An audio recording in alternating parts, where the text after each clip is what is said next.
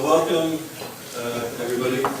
So today, for those of you who are new, I'm Charles Small, the director of ESA, the Yale Initiative for the Interdisciplinary Study of Anti-Semitism. So today, we're honored to have Professor Walter Reich here. Walter is the Yitzhak Rabin Memorial Professor of International Affairs, Ethics, and Human Behavior. He was appointed at George Washington University's newly endowed Yitzhak Rabin Memorial Chair in the Elliott School of International Affairs in 1998. From 1995 to 1998, he was the director of the United States Holocaust Memorial Museum. He is also a senior scholar at the Woodrow Wilson International Center for Scholars, a clinical professor of psychiatry and behavioral science at George Washington University, a lecturer in psychology here at Yale University, and he's also a professor of psychiatry at the Uniformed Services University of Health Sciences. He's the author of a book entitled A Stranger in My House, Jews and Arabs in the West Bank, and the editor of The Origins of Terrorism, Psychologies, Ideologies, Theologies, States of Mind, and has written professionally for journals internationally, some of which are the New York Times, the Atlantic Monthly, and the New Republic. Today he's speaking, his title, I'll read you his title in a minute. It's a provocative and I think a very important title. The title is Never Again, ? When Holocaust Memory Becomes Empty Rhetoric, Diplomatic Tool, and a Weapon Against Israel. So thank you very much. It's an honor to have you, and welcome.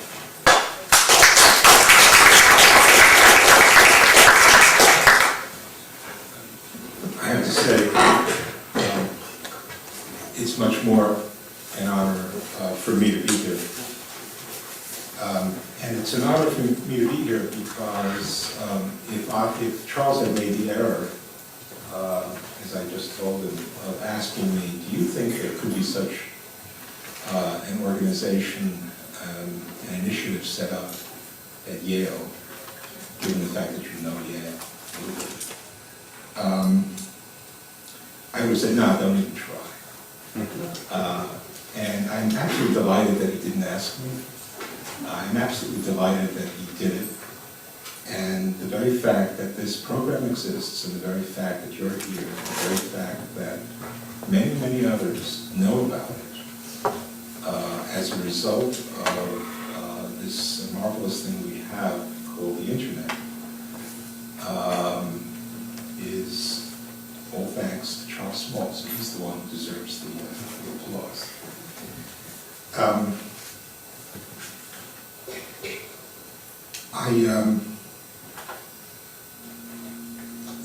There's another dimension to my being here that makes me quite happy. Two of my kids, thanks, Your Excellency. Two of my children studied here.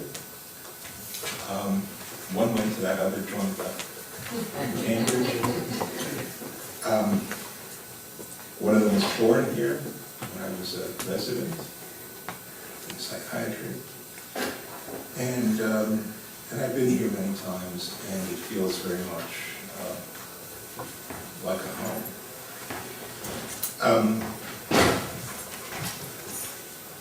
I actually prefer the give and take questions and answers to just reading a lecture. One of the things that Charles did was to say, look, you know, some of these lectures will end up in a book, and so it would be nice if you could prepare something written, which always freezes the heart of anybody who's busy. And I therefore sat down and did indeed write something, and will base what I say largely on that, but hope that we can go on to have questions and answers or an exchange of views.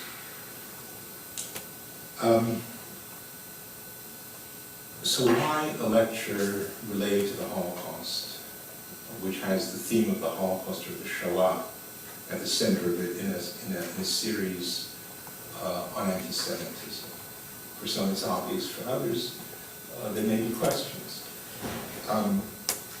The Holocaust was the greatest physical outburst of anti-Semitism the Jews have ever known in a long history of such outbursts. Indeed, the Holocaust was the most striking and focused physical outburst of any ethnic hatred the world has ever known.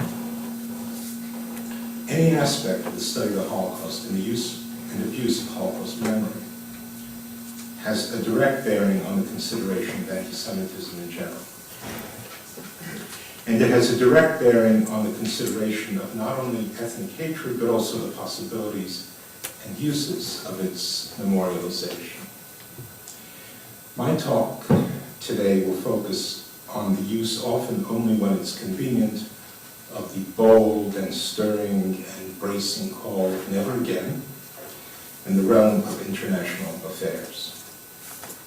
It will also focus on the ways in which countries use Holocaust symbols to achieve diplomatic ends, and it will focus on ways in which Holocaust imagery is hurled at Israel in order to attack it and Jews, as well as the ways in which Holocaust denial, a malady that has afflicted the world for 60 years, has become in recent years wildly popular in the Arab Muslim world.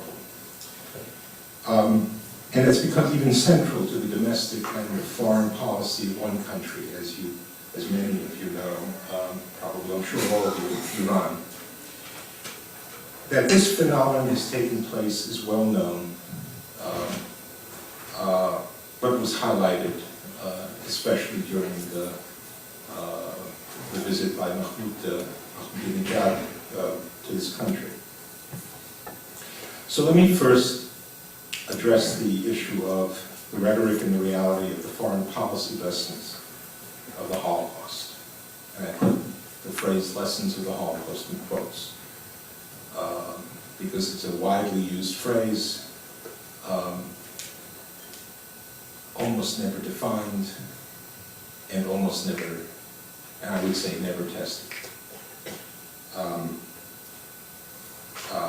Is it in reality never again, which is one of those lessons? Or is it in practice always again? I mean, do things that are resident of the Holocaust keep on happening anyway, even though we keep on saying never again? Probably the main reason that the Holocaust is invoked regularly by leaders in connection with foreign policy matters is that it's been designated as a kind of moral touchstone in connection with such matters. Just about everyone publicly acknowledges, at least in the West, that the international community made a grave moral error in not intervening in the 1930s when Hitler promised to exterminate the Jews and then spent years squeezing them, hounding them, and finally killing them. During the 1930s, at least, countries could have intervened to stop that process, and they didn't. At the very least, they could have taken in the Jews, who, because they weren't taken in, were later murdered. As a result, everyone, at least in the West, expresses shame that no such interventions were attempted when they could still have been attempted. So when mass killings are taking place in the world, the Holocaust is sometimes cited as a justification for intervention. The problem is that the citations of the Holocaust are selective and aren't necessarily based on the degree to which the crisis in response to which intervention is being proposed is similar to the Holocaust. For example, to justify the intervention in Kosovo, President Clinton summed up the Holocaust. But he didn't do that in connection with a far more extensive and genuine genocide, one that really did reach proportions that were comparable in severity and intent, if not in numbers and methods, to the Holocaust, namely the genocide in Rwanda. To be sure, President Bush did indeed utter the motto, never again, during his visit to the Holocaust Museum in Washington in April of 2007, where he devoted most of his talk to the murders in Darfur. It's worth noting that although he didn't say that the situation in Darfur was the same as the Holocaust, the setting in which he spoke was designed to add historical gravity to his presentation. Alas, what the U.S. is actually doing in Darfur has yet to match that gravity as the killing continues to unfold. Let me be a little more specific on this matter. Let me focus on Rwanda, which is very different from Darfur. I don't want to amalgamate all of these, because each case has its own characteristics and its own analogies. So let me focus on Rwanda, and in particular on the rhetoric of never again, that our officials don't hesitate to utter when it costs nothing or little to utter it, and on the ways in which they refuse to act on that sentiment when such action is in fact seen as inconvenient or costly. So I want to focus down on the Rwanda case in dealing with this matter.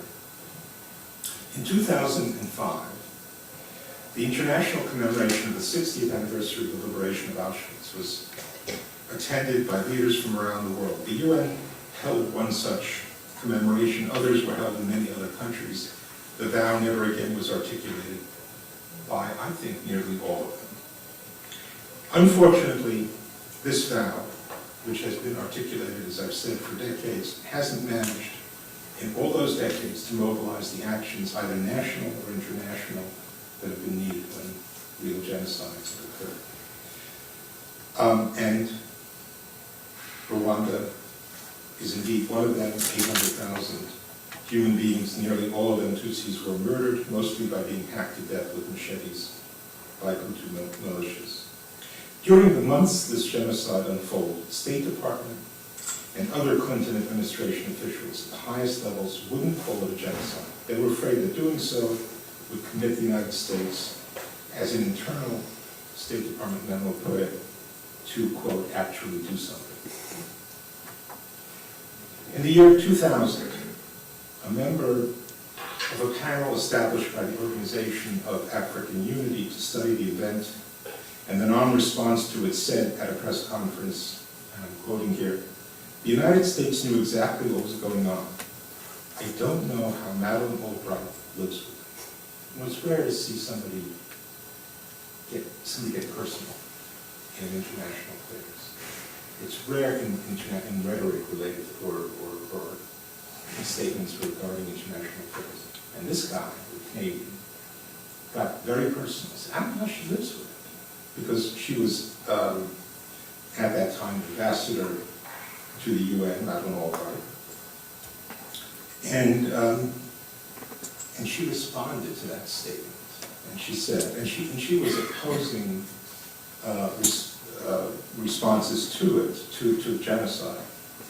Remember this thing, this catastrophe unfolded over a period of something like 3 months. So it wasn't an overnight matter. And it was clear from near the beginning what was happening. She responded with the following phrase, which you may find resonant. She said, I was just following instructions. Secretary of State Warren Christopher, these are not bad people. Secretary of State Warren Christopher and President Clinton knew exactly what was happening, but it was in fact their unwillingness to act that set the tone for Albright's behavior. She was following instructions. In 1998, Clinton apologized in Kigali at the airport when he addressed survivors of the genocide and others for his behavior. It's worth recalling again, against the background of Clinton's inaction in the case of Rwanda, what he'd said just a year before that. Remember, this is the genocide took place in 1994, and here's what he said at the opening in March of 1993, at the opening of the U.S. Holocaust Memorial Museum, when he expressed sorrow that before World War II had started, quote, doors to liberty were shut. And it's worth noting his words at an international Holocaust conference in the year 2000, in which he said, quote, we must never forget what happened when governments turned a blind eye to grave injustice outside their borders when they waited too long to act. For his part, the Secretary of State Warren Christopher grudgingly acknowledged that what was happening in Rwanda when he was pushed to acknowledge it were, quote, acts of genocide. He was a lawyer. I'm glad we're not speaking at Wall Street here.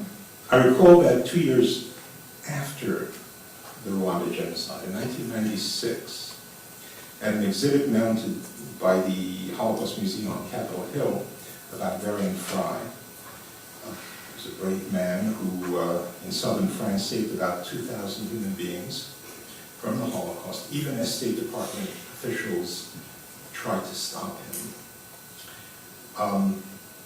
Christopher spoke with great feeling. I could sense that feeling because I was standing next to him as the museum's director. And he said, frankly, the conduct of our department was not our finest hour. 5 months earlier, at Yad Vashem, Israel's Holocaust Memorial, at which he had planted a tree in honor of Varian Fry, Christopher had said that we owed Fry, quote, a promise to do whatever is necessary to ensure that such horrors never happen again. So if never again was in their hearts, why didn't Christopher, or Clinton, or Albright do what they could when they had the chance to do it to stop that particular genocide in Rwanda? They didn't do it because, unfortunately, doing so would have had a cost. No one wanted a repeat of the peacekeeping debacle that had occurred in Somalia 6 months earlier. Officials assumed that somehow things would settle down, and they focused their attention elsewhere. At the UN's commemoration of the 60th anniversary of the liberation of Auschwitz, Kofi Annan, then the UN Secretary General, announced, quote, on occasions like this, rhetoric comes easily. He went on, we rightly say never again, but action is much harder. Since the Holocaust, the world has to its shame failed more than once to prevent or halt genocide. Close quote. Yet Annan himself, who knew all this back in 1994, responded rather weakly to that genocide.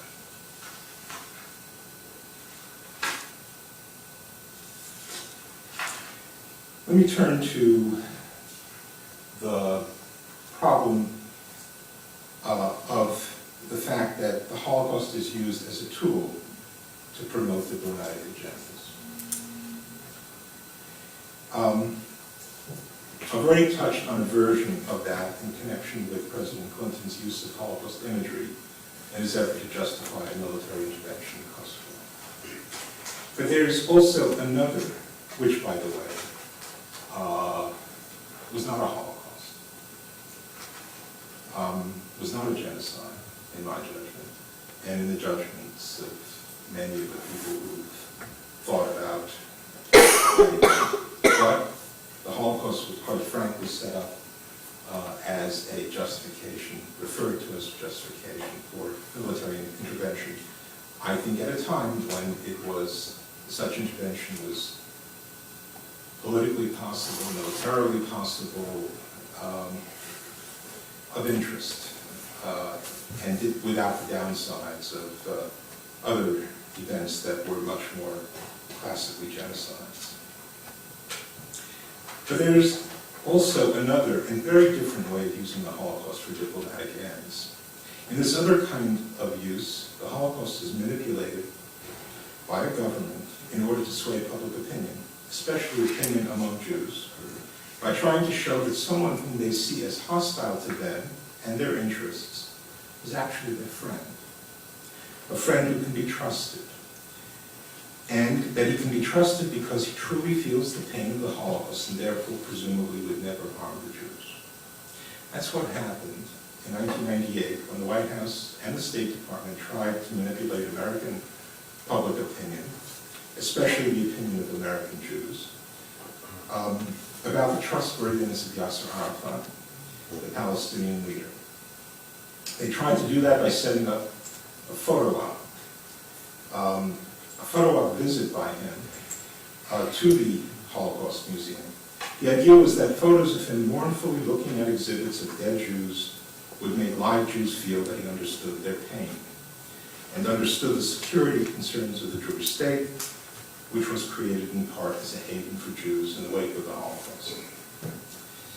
Seeing such photos, and perhaps seeing Arafat lay a wreath at the museum's eternal flame, which rises above a plinth containing soil from ghettos and death camps, Jews who had become increasingly dismayed by the suicide bombings that were spreading across Israel and killing scores of Israelis, and who were growing ever more convinced that Arafat wouldn't stop those bombings or had a hand even in spawning them, might reverse their distrust and come to believe that Arafat really did care about Jewish suffering and could be trusted to make a deal that would ensure a secure Israel.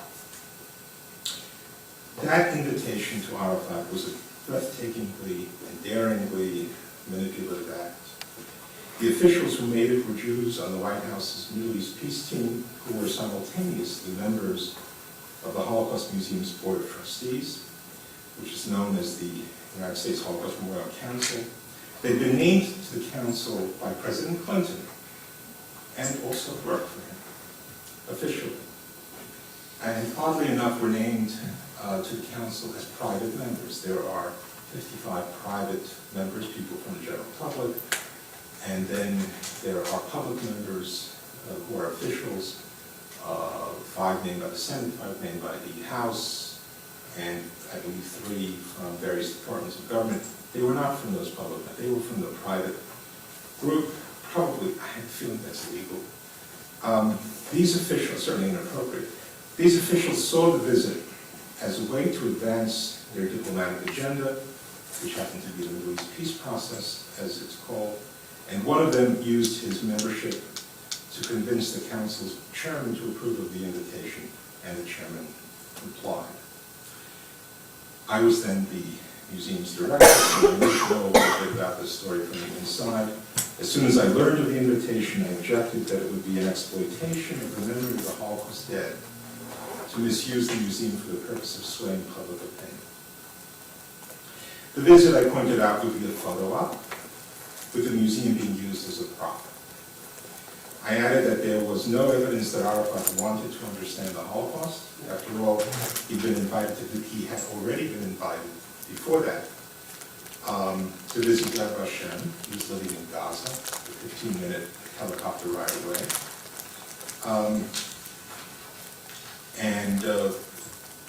It's an educational museum, every bit as educational as the Holocaust Museum in Washington, and he hadn't gone even though it would have been easy for him to get there.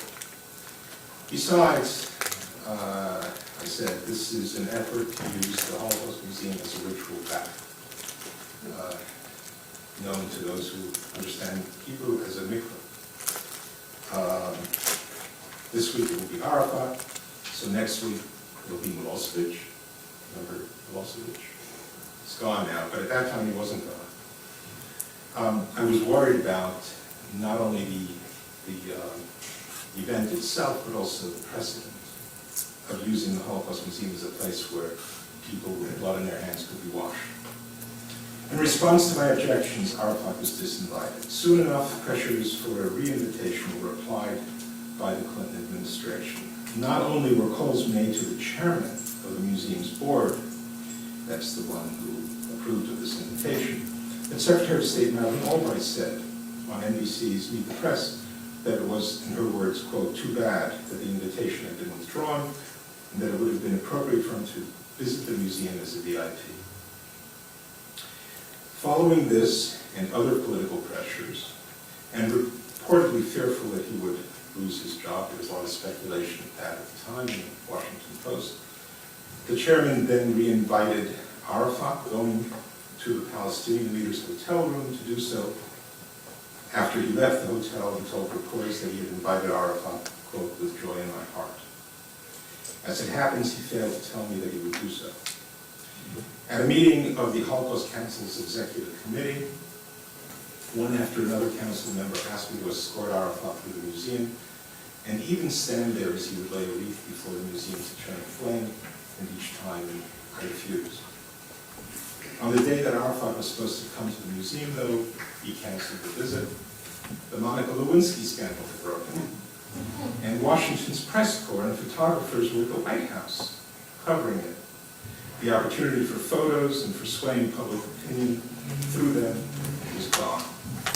Soon after that, I resigned as the museum's director, writing to its board chairman that I differed with him, quote, on the use of the museum and of the memory of the Holocaust in the context of political and diplomatic circumstances or negotiations. There were some, and this is for me the most important aspect of all of this.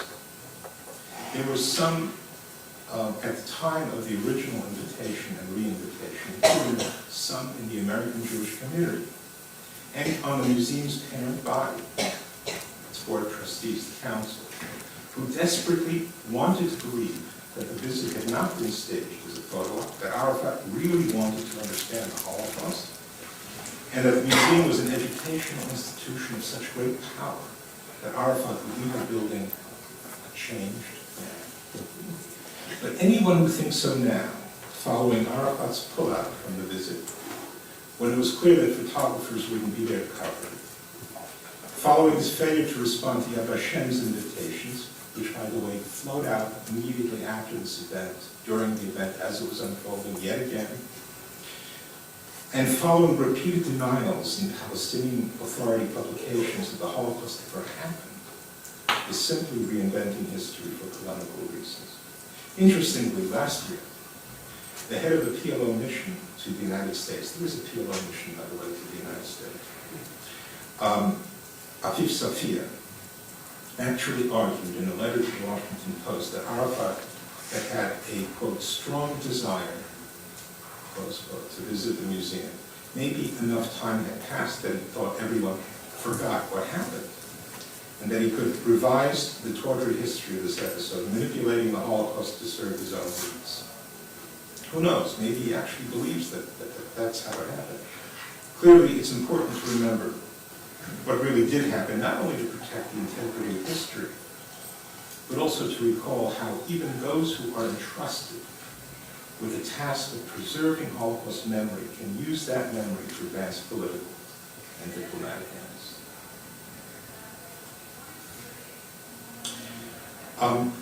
Let me address now one other theme, which is the promotion of Holocaust memory as a means to demonstrate that one isn't against Israel, or that anti-Zionism isn't anti-Semitism. On several occasions, the promotion of the Holocaust memory has been used for this purpose. When in the late 1970s, just to focus on two cases, very, very briefly, President Jimmy Carter got into trouble with the American Jewish community because he sold weapons systems to Saudi Arabia, F-15s, AWACS, systems that could be used against the Jewish state. His advisors suggested that he establish a commission to study ways of commemorating the Holocaust. Establishing such a commission would, they felt, mollify the anger toward him among some American Jews, many. In fact, that was the origin of the United States Holocaust Memorial Commission, which eventually recommended the creation of a permanent United States Holocaust Memorial Council, as well as the U.S. Holocaust Memorial Museum, the Annual Days of Remembrance. It turns out that Jimmy Carter didn't seem pleased by this outcome. Moreover, how all this happened is a long story, and it's been documented by others. Anyone wants to read more about it can read, for example, Linenthal's Preserving Memory, in which it's covered to some extent. What's relevant to the theme of this lecture, though, is that what some might consider to have been a great act of memory was, one could argue, fundamentally a great act, or maybe a small act, of politics. Interestingly, at a White House reception for rabbis that was called to celebrate the creation of a Holocaust remembrance body, one of those rabbis, who happens to have been my brother-in-law, when he reached Carter on the receiving line, went to the political heart of the matter by saying to him, Mr. President, don't give us the Holocaust at the expense of Israel.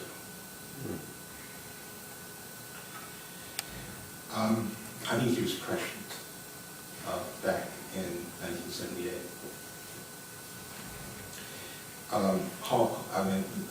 Carter was not amused. I can report you. And in a current case, separate case, the United Nations, which has been identified repeatedly as being rapidly and obsessively anti-Israel, has sponsored Holocaust commemorations, and they've also sponsored a Holocaust exhibition. Apparently they're planning yet another one. Many, including some Holocaust survivors, have been pleased by the recognition on the part of the UN of Holocaust memory. Others, who are more wary of that organization, have suspected, at least to some extent,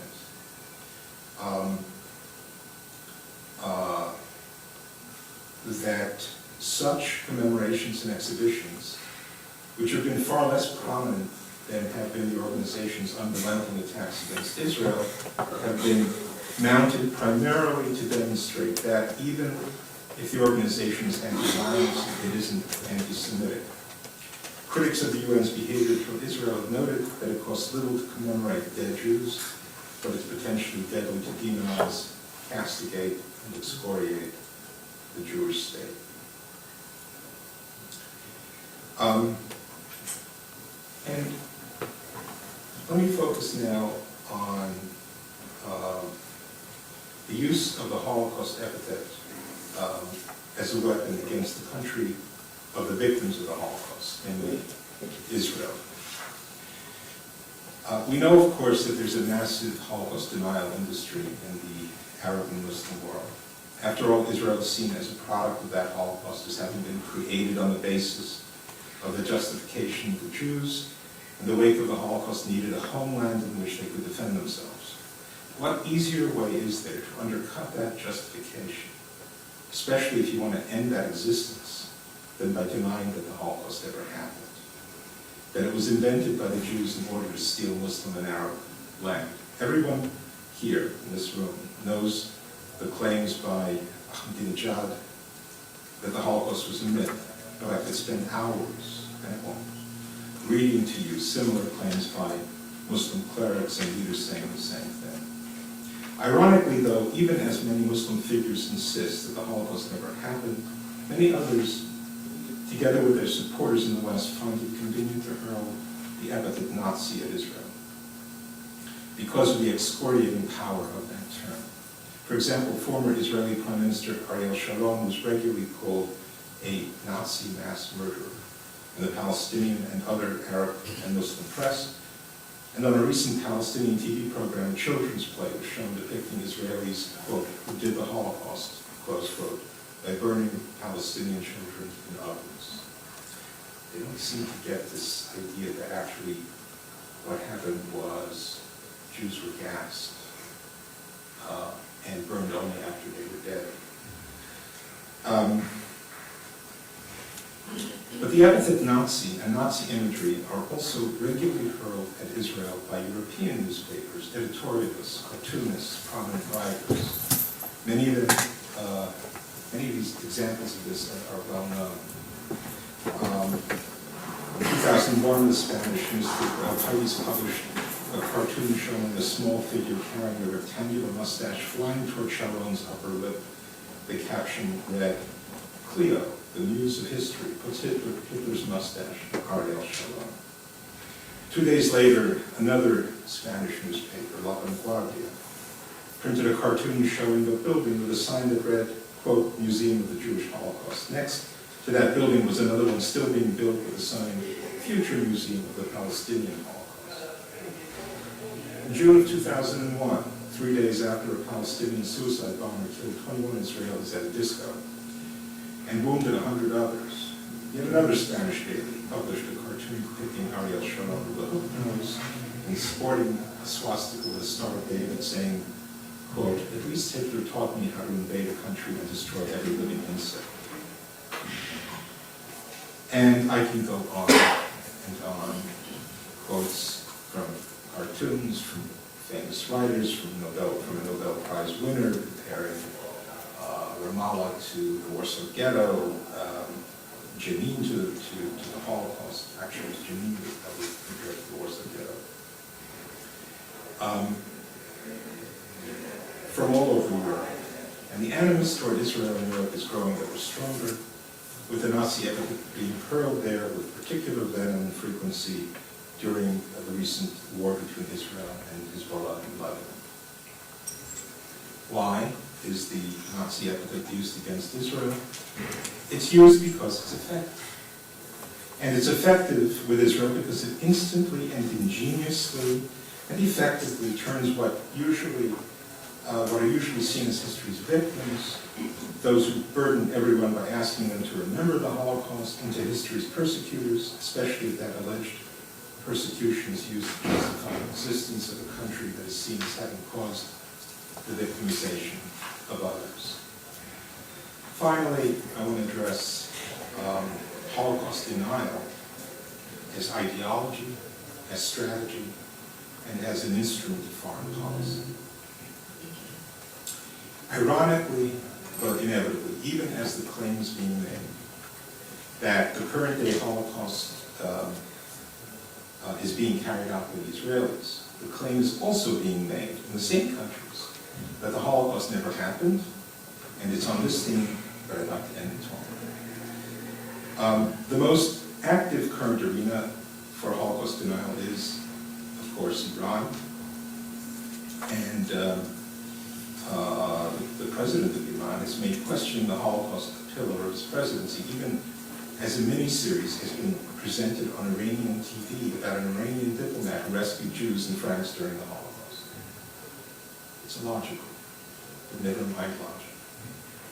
The claim that the Holocaust never happened has been made throughout the 60 years since the Holocaust ended, both in Europe and the US. It's been made by anti-Semites who wanted to accomplish two things.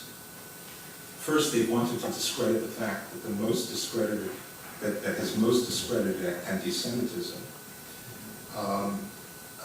that it can lead to the mass murder of Jews.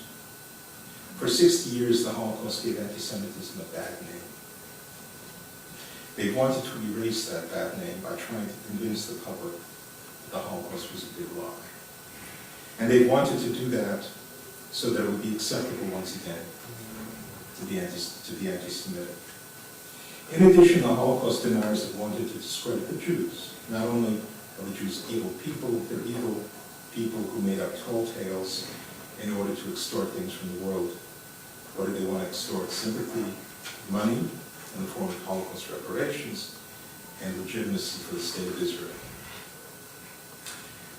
As I've said until recently, most of this took place in Europe, but the arena where it's taking place most actively now is in the Arab Muslim world. I don't need to rehearse for you. I think most of you probably know many of the details of this. I'll just touch on a few examples. For a number of years, anti-Semitic screeds, movies, and cartoons have been a staple in Arab and Iranian media. A forgery claiming a Jewish plot to take over the world, the protocols of the Elders of Zion, as well as Hitler's Mein Kampf, are commonly sold in bookstores across the Middle East. TV shows beam to millions show Canadian Jews murdering non-Jewish children so that they can use their blood in baking matzahs. Jews are portrayed as poisoning Arab children, spreading AIDS, and even piloting the airlines that destroyed the World Trade Center. The newspapers and TV channels in which much of this anti-Semitic material appears include those owned by governments, even the government of Egypt, which maintains a peace, a cold peace, still a peace with Israel. Anti-Semitism has become increasingly virulent. Not only are Jews accused of being evil, increasingly arguments are being made that they should be killed. Anti-Semitism in the Arab Muslim world is becoming ever more commonly eliminations. At the same time, the media in Arab countries and in Iran have focused ever more on Holocaust denial. At first, the most common Holocaust-related theme in the Muslim world was the position that the world must be grateful for Hitler's achievement in ridding Europe of its Jews. In the Egyptian government newspaper Al-Akhbar, for example, the columnist Ahmed Ragab wrote, "Give thanks to Hitler. He took revenge on the Israelis in advance on behalf of the Palestinians. Our one complaint against him was that his revenge was not complete enough." Increasingly, however, the tack has become that Hitler didn't finish the job, but that he never started it. That was heard as far back as the 1970s, but it's become especially common in recent years as Holocaust denial has become especially prevalent. I won't give you the examples that I have here in my paper of this. There are legions of them. Again and again, there are statements that never happened. And the pace of these statements, the pace of Holocaust denial, increased markedly during the past few years in Iran. And nothing in what Ahmadinejad said during his visit to the UN and to New York in last month has taken any of that back. In fact, the story that Ahmadinejad is trying to sell is clear. The Holocaust is a story that was invented by Jews in order to make Westerners, and especially Europeans, feel guilty so that they would give the Jews both money and a country. Europeans who controlled the Middle East believed the story, and to expiate their false guilt, gave them that money in the form of reparations and created Israel, where Jews, according to this belief, had never lived. In the process, it was stolen from the Palestinians, who as a result have experienced a real Holocaust. It's now necessary to show that the Holocaust never happened, and that will justify eliminating it, not the Holocaust, but Israel itself. Given the mountain of evidence, the Holocaust happened exactly as most of us in the world know it happened, and that 6 million Jews were murdered in it, Ahmadinejad's belief seems absurd, but it's also dangerous. This is the same Ahmadinejad whose government is building nuclear installations that are clearly aimed at creating nuclear weapons. Anybody who actually believes that he wants to create something, create them for the purpose of having an energy source instead of oil, that person got a degree in international affairs with that act revoked.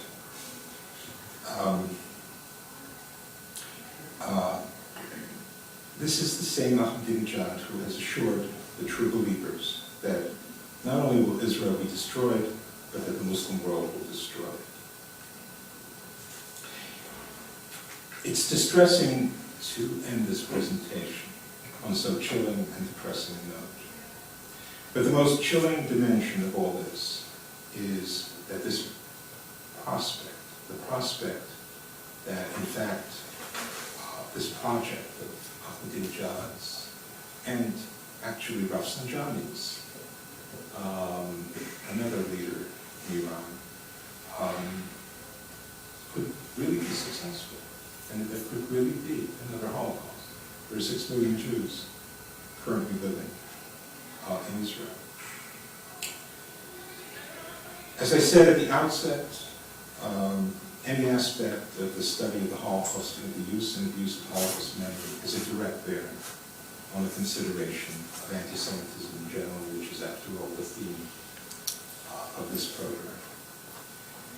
So let me just summarize what I've addressed.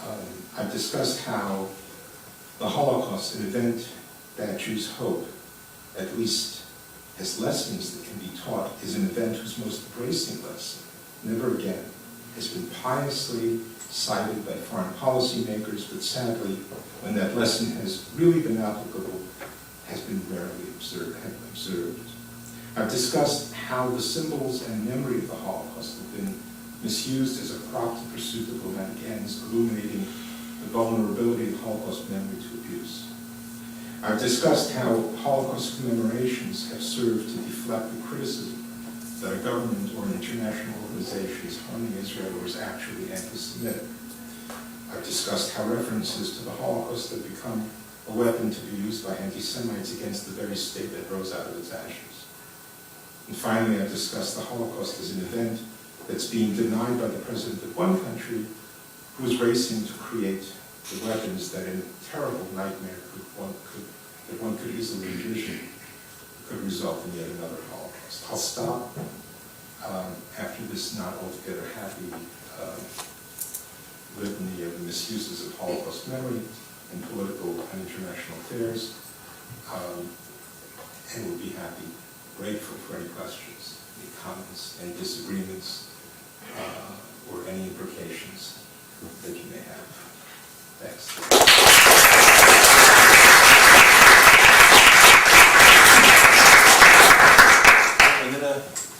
Thank you very much for a very important, very sobering presentation. I'll start with the questions. I wanted to ask you, I was reminded of the expression that denial ain't just the Holocaust, denial ain't just the river of Egypt. But my question is, given, I think, the political culture in the United States, I'm speaking, I guess, as somebody who studies social sciences, but also as a person who's not from the United States, a foreigner. There are other democracies in the Western world that deal with issues of freedom of speech in a different manner, even though they're still, by all accounts, full-fledged democracies.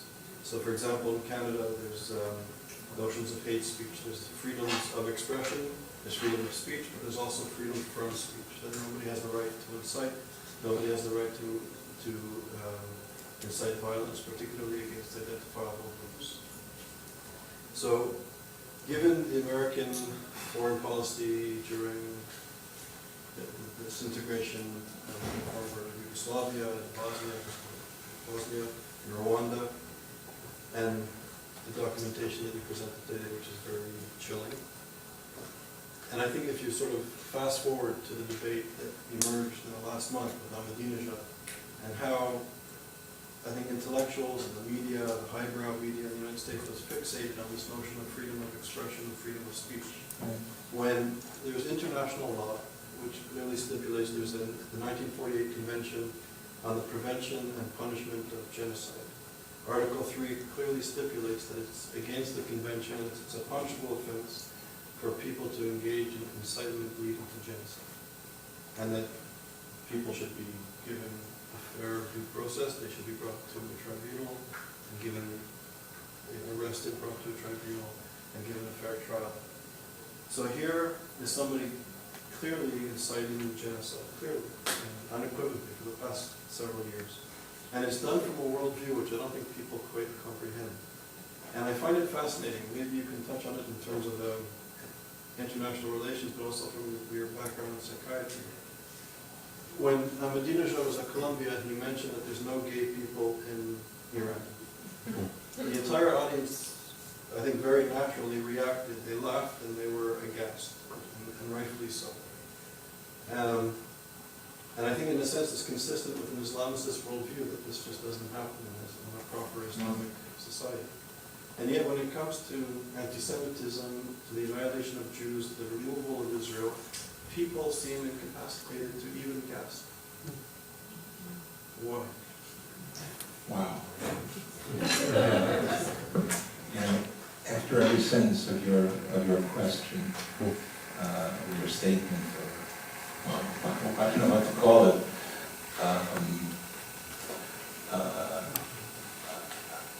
I had an answer, and I had to put it off until the next question. And I had another answer. I love that comment about denial isn't just from Egypt. Actually, in classic psychoanalysis, it's also considered a mechanism of defense, and it's used in a variety of ways. The issue of, you raised a huge number of questions, and I understand that the real question, the most important question, which I'll get to in a second, has to do with, given this impetus on the part of Iran's open impetus to eliminate Israel, why isn't there a justification here for responding to it using legal means, using already existing charters, international agreements, using whatever mechanism, formal or informal, that can be summoned up, and I would support any and all of those. Because I think the threat is real, I think the threat is great, and I think that it is one of the many threats that face the very existence of the state, but it's the most immediate one. There are others that are almost immediate, but this is the most, I believe, the most immediate.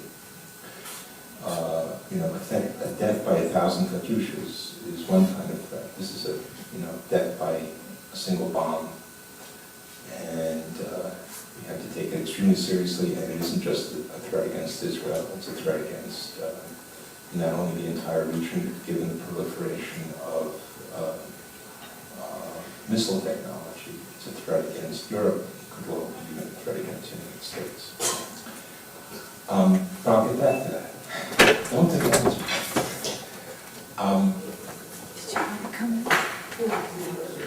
I was, like you, struck by the reception about the job at Columbia. I was struck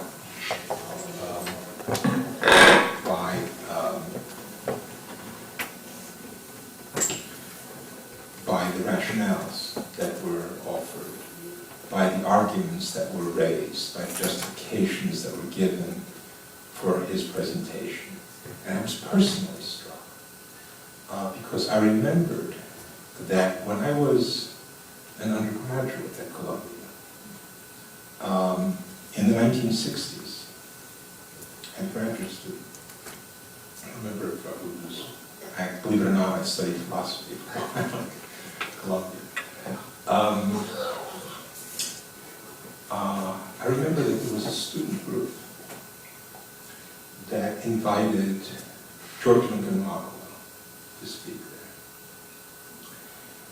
And George Lincoln Rockwell, for those of you who were born,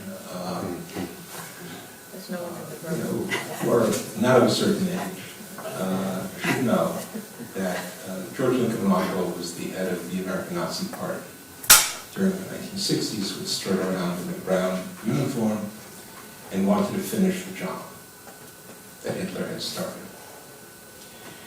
And some group, it was called Humanitas actually, student group, invited him to speak.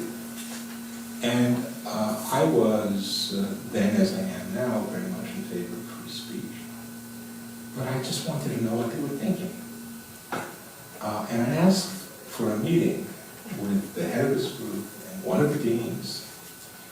There was a professor who came, I came, and I turned to this guy, the head of the group, and I said, what were you thinking? There are 1 million kooks in America. There are all kinds of people you could have invited.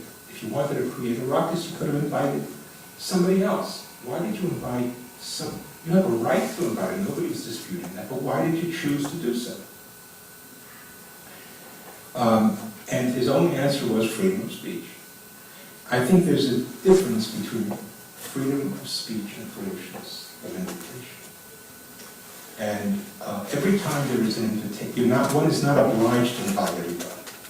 If you were obliged, if every university were obliged to invite everybody at all times, universities would be filled with, all their classrooms would be filled with speakers with no audiences, listening to people ranting about this or that. To be sure, Rafsanjani was the head of state of a particular country with a very, shall we say, controversial position. Still, Columbia was not obliged. And when the invitation came in, Bollinger, the president of Columbia, was asked to pass on there was an inquiry, and he was asked to pass on it, and he approved, and therefore he, in the name of Columbia, invited him, so he was invited. I think that was a mistake that was not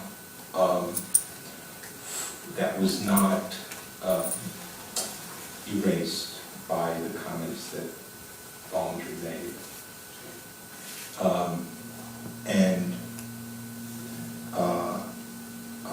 And I was strongly opposed it, and in fact believe that it was analogous. his visit, not to Columbia, but to the World Trade Center site, which he tried to do, was analogous to the Arafat visit, or non-visit, to the Holocaust Museum. And that what he wanted to do was improve his image. And would have been a photo op to improve his image in the United States. See, I'm laying the wreath in this hallowed place. Just to go back to the Rhetoric visit for a second, to show sort of the kind of farce it was. On the day he was supposed to come, it's sort of like Monica Lewinsky, the day he was supposed to come, he didn't show up. There were people, students marching around with signs saying, "We don't want to." Remember, this is before the 1968 riots when people became highly politicized. Just before that, a year or two before that, people walking around with signs saying, protesting the visit of Norman Rockwell. It was a farce.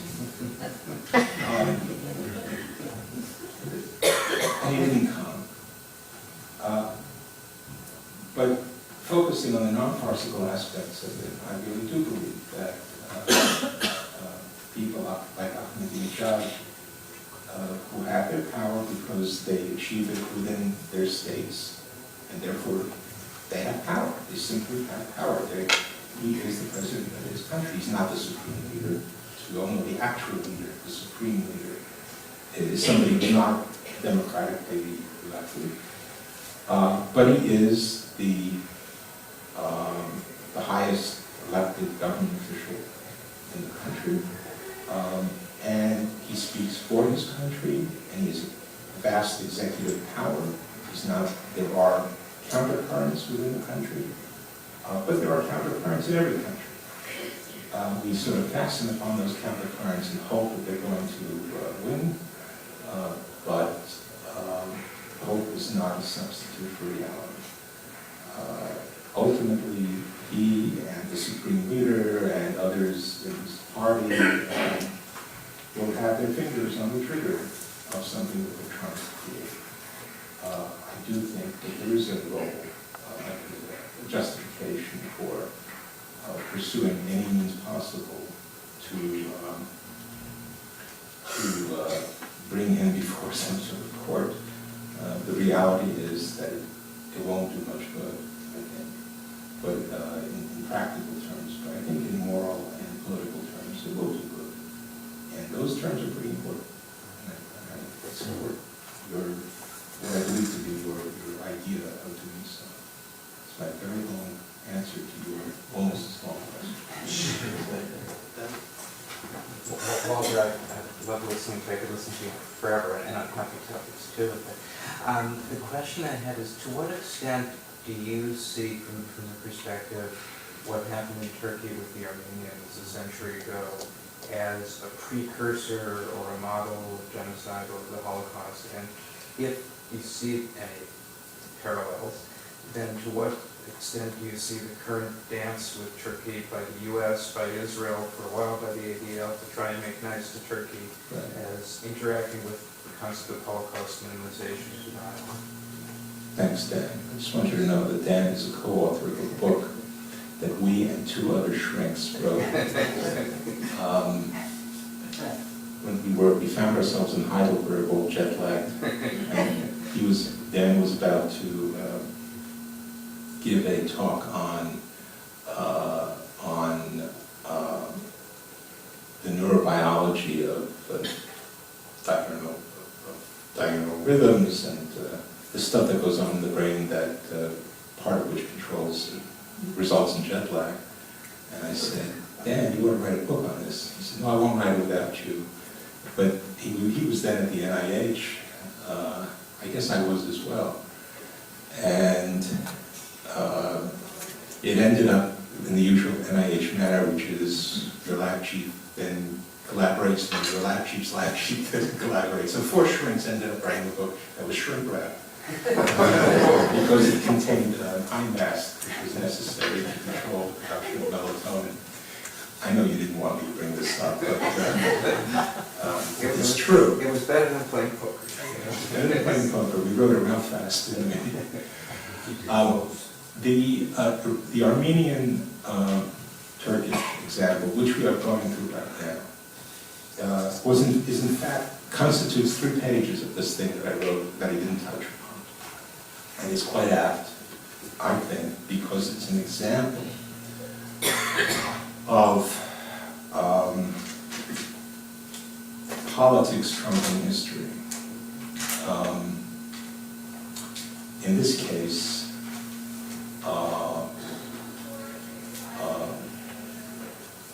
many decades old history, politics trumping memory. In the end, as anybody who's been reading the papers knows, the House committee, the relevant House committee, passed a resolution condemning the Armenian genocide, and it was all set to pass the House. It had many, many co-sponsors enough to pass it, and then Turkey said, if you pass it, goodbye to the use of Rhetoric air base in southern and eastern Turkey, through which 75% of our war effort material goes on its way to Iraq. And pretty soon, even co-sponsors said this ain't going to pass.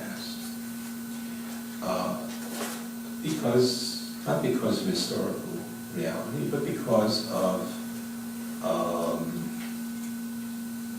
political realities. I have a wonderful quote here from John Murtha, who said, if I can find it, just a couple of days ago, he said, he urged the speaker to keep the resolution from the floor. Quote, the point is we have to deal with today's world. So the act of ignoring the so-called post-Holocaust lesson of never again, though it's most pernicious with regard to ongoing new genocides, also has a retroactive dimension to it. Not as important, because nobody knew it was being killed, but it is important to the Armenian community. And so I do think it is resonant. I do think it is important. Plays a role here. Thanks, Dan. In reference to your last answer, you talked about taking Ahmadinejad in front of court. I mean, what I'm trying to wrap my head around that issue. I mean, how would that be? Where's the court? I think this is a gentleman who can answer that.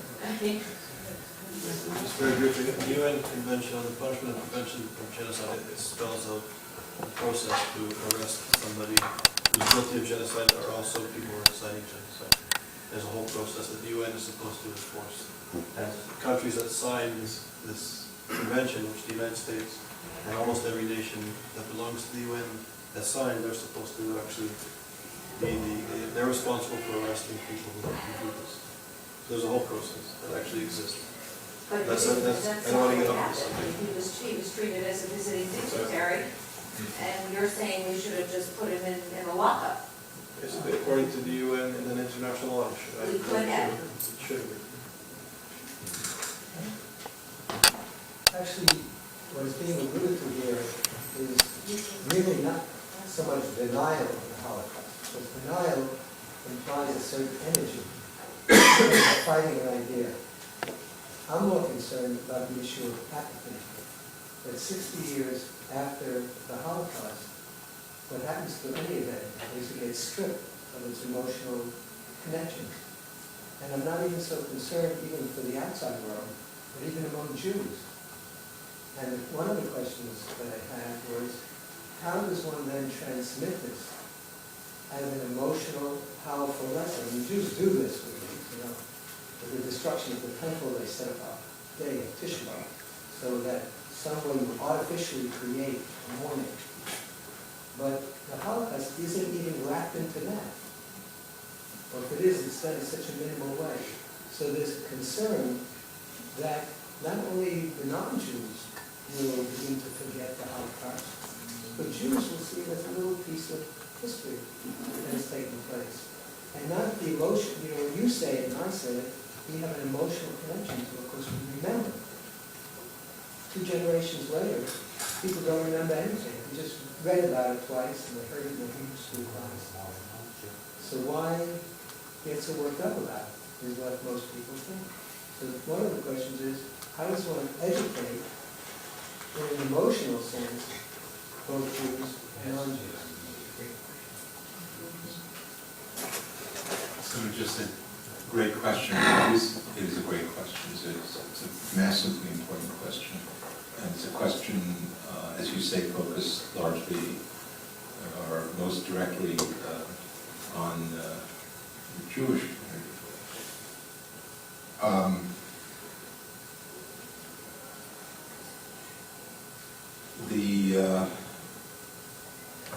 There is a phrase that's been from time to time used during the past few years, which is a little chilling, but actually, I think, in many arenas, quite accurate, which is, that phrase is Holocaust fatigue. People are tired. For a couple of decades, 3 or so, nobody wanted to talk about the Holocaust, including Jews, for reasons that we don't have time to get into here, and that are in any case speculative. And then there was the Holocaust miniseries that appeared on television in the 70s, and then the great growth of interest in it. Holocaust survivors started talking, people started focusing on it. Eventually, Jimmy Carter was persuaded that Jews would stop being mad if he created these councils and museum, kicking and screaming as he was. It's an interesting, as an aside, piece of paper in the National Archives. And I hope I remember this correctly, but there's a marginalia in Carter's handwriting in which he writes this proposal to name various members to the Holocaust, I think it was council, and they were Jews. And he said, and he wanted Ukrainians and Latvians. He said, more Euro-ethnics, more democratic voters.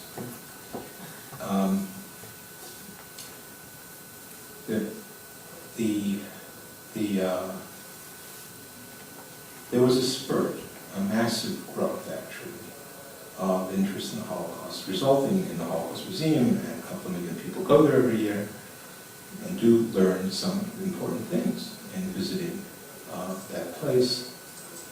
But recently, it's been said that there's been sort of Holocaust fatigue. New York Times publishes less and less on the subject. New York Times Book Review reviews less and less on the subject. I don't think it's accidental. Within the Jewish community, there have been a number of voices, especially rabbinical voices, that have said that the Shoah is at the least as important, if not more important.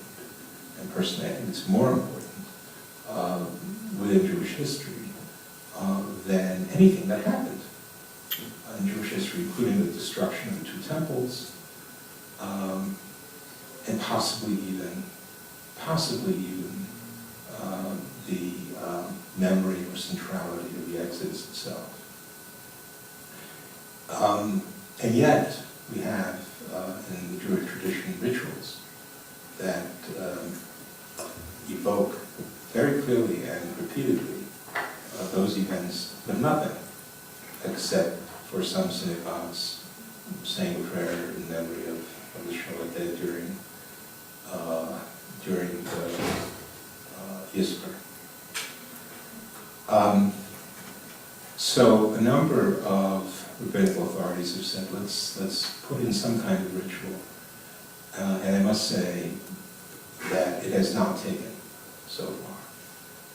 And I must say also that I'm inclined to fear that over the decades, the is after all the word pogrom, that one can call it that, that the Jews ever experienced, will become yet another bad pogrom, but will receive, to some extent, an importance compared with the role it plays now in our lives. I say this sadly, but I agree with you. I have two questions. The first one is, why do institutions like Columbia University and other Ivy League colleges invite people like Ahmadinejad or the infamous Rockler? And when I doubt that they would invite an obvious coup from the white supremacists or somebody from the Ku Klux Klan, why do they provide someone like a platform to legitimize his belief system or his intentions? And my second question is, again, connected to Ahmadinejad. How do you explain that contemporary Germany is the largest trading partner with Iran, and was during the Nazi regime very, very close with Iran, and even though contemporary Germany claims to be a friend of Israel, and is an ally of the United States?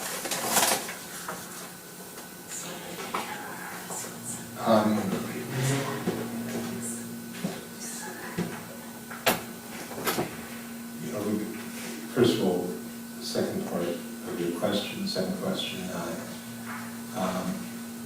when countries do business with other countries, usually it's business that rules their behavior. And unless there are strong enough reasons of a different nature to stop that kind of business, it continues. So if it's good business, it obviously is good business to deal with a country that has such second largest proven oil reserves in the world, I believe. Then you do business with it. And there are not enough stops to stop that. The question of why Ahmadinejad was chosen, was asked, was invited, whereas others are not, who advocate similarly despicable positions, is a question related to the large question of, I think, to some extent, the nature of an ethos that exists on American campuses. And it's very, very complex. We all know that somebody who advocates the despicable view that, let's say, an entire group, not Jews, or not Israel, should be eradicated, would never get a hearing on an American campus. The week, I think it was the week before Ahmadinejad was turned down, yet another person was turned down in Columbia. I mean, the week before Ahmadinejad came to Columbia, another person was turned down, was disinvited, who was a member of this Minuteman project that advocates building a fence across the southern border of the United States with Mexico. And in California, at UC Davis, Lawrence Summers, former president of Harvard, who was, as everybody here probably knows, dismissed. It's quite exciting, isn't it? Dismissed, forced to resign because he expressed certain views that were considered anti-female, anti-woman. Was actually disinvited from UC Davis when professors rose in protest. So there are certain kinds of people who are not who are disinvited or not invited, and there are certain kinds of people for whom the sanctions against inviting don't hold. And it's a large question having to do, I think, with the culture of American campuses and American political discussion, especially on campuses. And more than that, I don't think this is a place to discuss that. One more. I'm just curious, and you're mentioning about the Holocaust Museum and our fact that we invited. Were Madeline Albright, Dennis Ross, and Aaron Miller behind the pressure? What happened? Yes, yes, and yes. 3 Jews. Yeah, well, Madeline Albright, probably after the fact, but yes. Which order did you mention there? Madeline Albright, Dennis Ross, and Aaron Miller. Yeah, in reverse order, that was Sure, the, Aaron. Is Aaron Miller on the board? yes, on the executive committee. Both of them are on the board. So on behalf of ISA, thank you very much for coming.